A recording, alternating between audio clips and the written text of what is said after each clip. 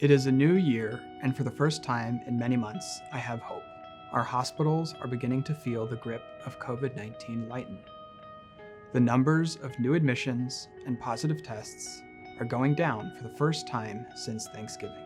My wife and I, both healthcare providers, have received initial doses of the COVID-19 vaccine. With a shot in the shoulder, our steps feel a bit lighter. We are not out of the woods.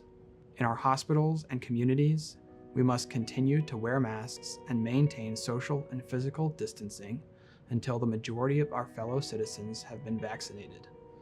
This is at least months away. And while the number of new patients with COVID-19 is decreasing, patients are still dying, leaving devastated families in their wake. Nurses, doctors, respiratory therapists, and others continue to work hard day and night, often losing a fighting battle against the virus. But it feels now that there is a tangible end to come. The pandemic will not last forever, and through it all, I have never felt more proud to work with my colleagues in the intensive care unit, who have come together to support our patients and one another. So, I have hope in the face of devastation. Hope that my growing children will get to see our extended family again. My youngest son was barely crawling before the pandemic began. He now runs around the house and climbs onto the dining table to steal his brother's food.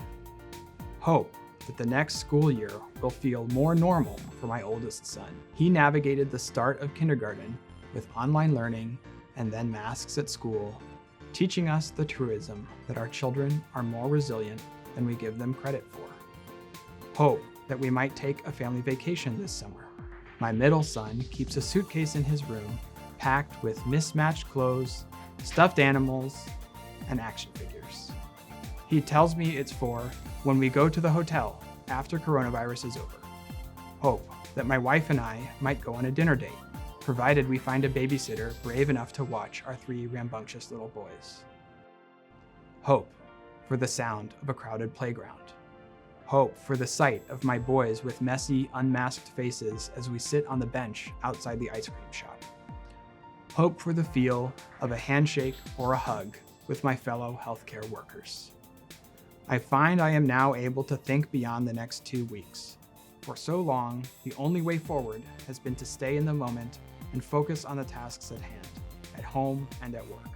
I now permit myself to imagine the possibilities of the coming year. We still have several more months of winter, but I know spring will come. The ground will thaw, and life will begin anew. So, I have hope.